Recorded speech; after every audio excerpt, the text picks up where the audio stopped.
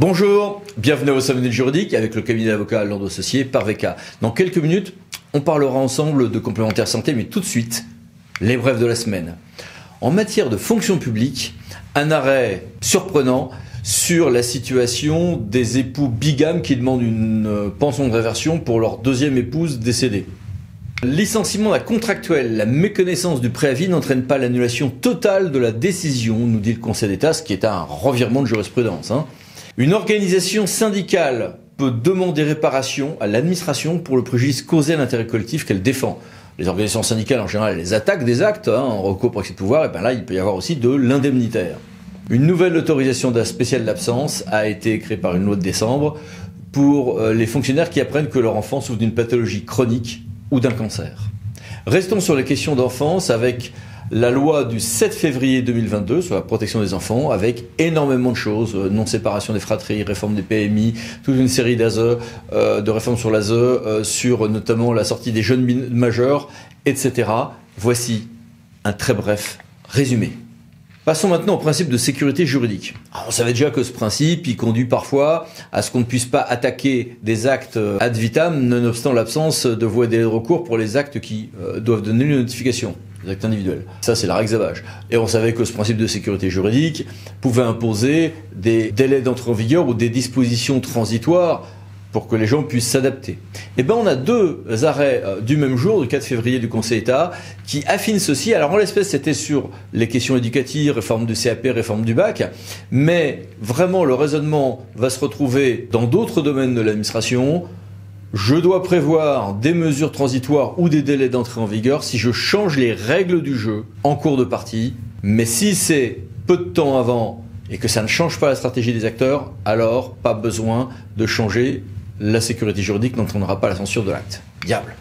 Ce qui avait changé depuis peu de temps en termes extra-juridiques avec une norme AFNOR, mais qui n'avait pas changé en droit depuis longtemps, c'était le texte des années 60 sur les baignades et les signalisations. Ça y est, c'est fait.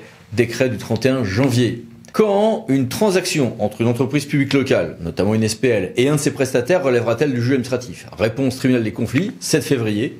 Et puis la dernière fois, on a parlé de l'importante loi 3DS. Pas importante en raison de l'importance des mesures qui s'y trouvent, mais en raison de leur très grand nombre. Eh bien ça y est, c'était définitivement adopté par le Parlement, bientôt dans tous nos journaux officiels.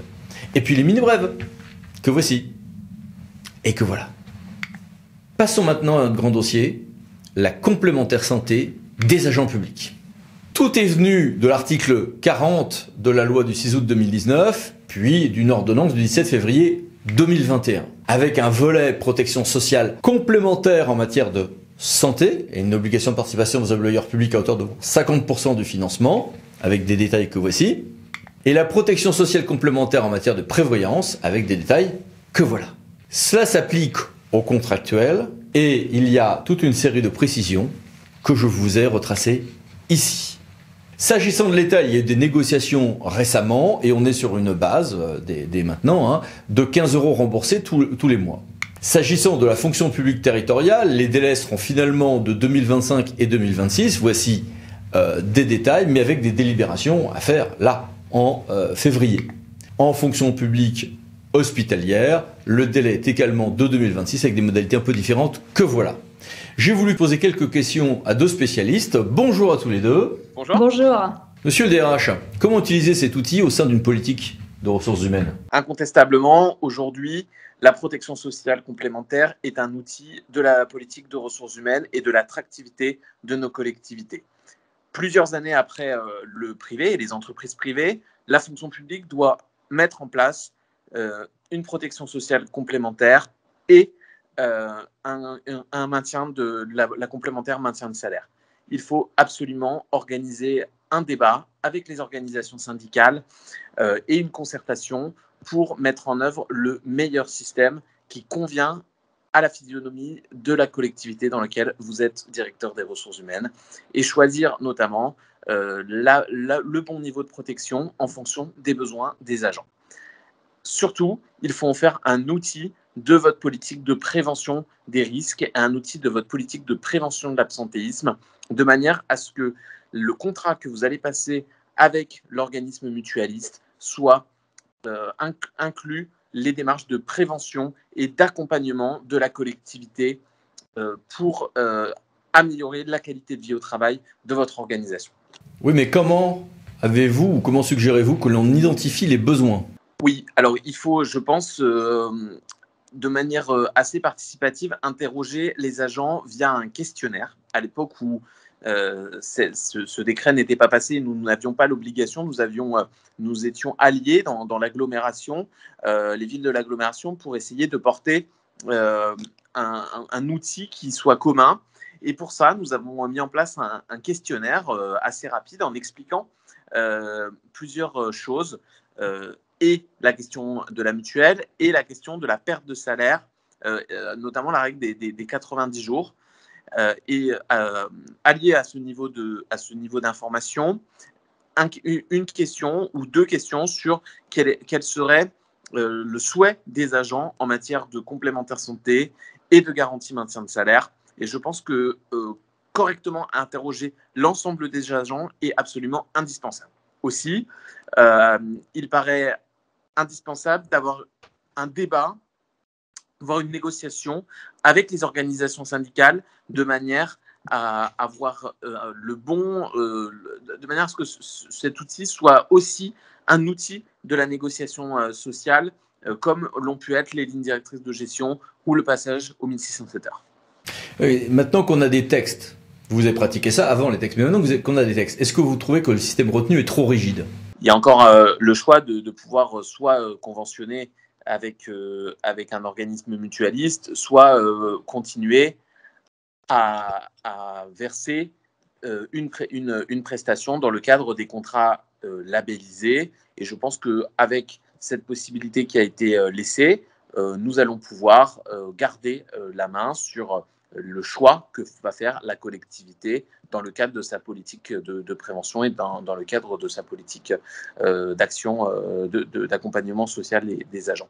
Donc, je ne pense pas que ça rigidifie, mais en tout cas, ça donne un cadre d'obligation. Et c'est ça que moi, je veux retenir, c'est un cadre d'obligation à toutes les collectivités de mettre en place un système, ce qui n'était pas le cas actuellement et ce qui faisait une énorme distorsion, notamment avec le privé. Marie, passons à toi. Est-ce qu'on est en commande publique ou pas? Parce qu'on a eu beaucoup de débats là-dessus dans le monde territorial. Principalement des acheteurs publics qui ont du coup une forme privée. Par exemple, les régies qui gèrent des SPIC vont se retrouver confrontés à la question effectivement de payer des mutuelles à leurs agents. Ça peut aussi englober, la question peut également se poser pour toutes les questions de prévoyance, puisque généralement, effectivement, ça peut être aussi quelque chose qui est payé aux salariés. Et se pose, pendant de nombreuses années, se posait pas vraiment la question de la soumission à la commande publique ou pas. C'était un petit peu un domaine oublié, un peu comme feu il y a quelques années, les contrats en matière d'électricité. On se disait, c'est tellement spécifique que c'est pas de la commande publique. Sauf qu'on sait que le juge a souvent une vision plutôt extensive et que, en fait, peu importe la spécificité des prestations, ça n'empêche pas que ça peut être de la commande publique. Donc, en la matière, pour savoir si c'est de la commande publique, il faut juste se reposer la question des 3 critères. Alors, le premier critère de la personne qui passe le contrat pose peu de difficultés. Il faut être en présence d'un acheteur. Donc, si on sait qu'on est un acheteur, typiquement une régie, par exemple, qui gère un SPIC, on est un acheteur public. Donc ça ne pose pas de difficulté. La question du critère onéreux peut parfois faire débat, mais il faut savoir que le juge, aussi bien le juge administratif français que le juge européen, entendent toujours cette question du critère onéreux très largement. Puisqu'en fait, il ne suffit pas qu'il y ait seulement la personne publique ou l'acheteur public qui verse une somme, mais c'est toute somme qui serait, ça peut être un abandon de recettes ou ça peut englober également des sommes qui seraient payées par des usagers.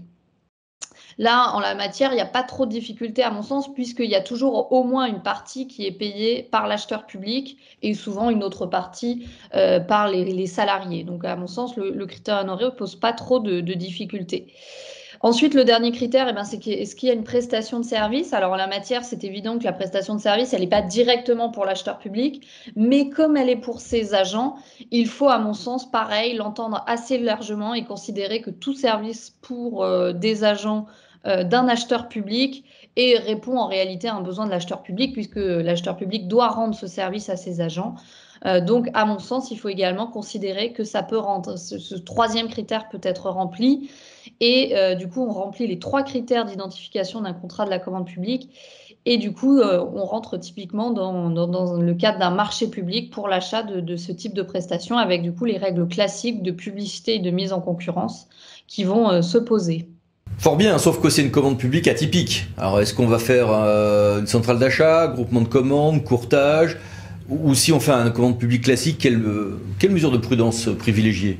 Alors effectivement, il y a le premier point dont tu parles qui est intéressant, c'est les acheteurs qui n'auraient pas forcément un gros besoin, puisqu'on sait que tout fonctionnement des mutuelles, ces prestations de complémentaires santé, plus on est nombreux, moins ça va coûter cher. Et du coup, c'est sûr que si on passe un marché pour très peu d'agents, les tarifs risquent d'être peu intéressants ou les prestations proposées peu intéressantes, ce qui est du coup pas du tout l'intérêt de l'acheteur public.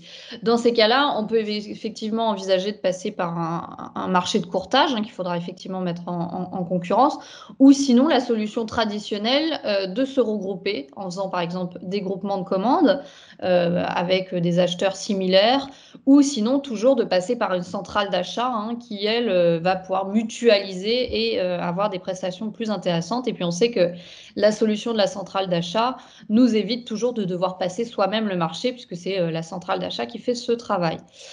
Pour les acheteurs qui se lanceraient quand même dans la passation de ce type de marché, il va falloir être assez vigilant au niveau de la définition des besoins, puisque c'est vrai que si on ne définit pas clairement ce qu'on attend, en fixant un petit peu peut-être les types d'offres qu'on attend, les types de prestations ou les types de paniers, on peut très bien dire, moi je veux une première offre avec un petit peu les offres de soins de base, une offre avec un meilleur remboursement et peut-être une troisième offre avec un meilleur remboursement, notamment pour tout ce qui est optique, dentaire.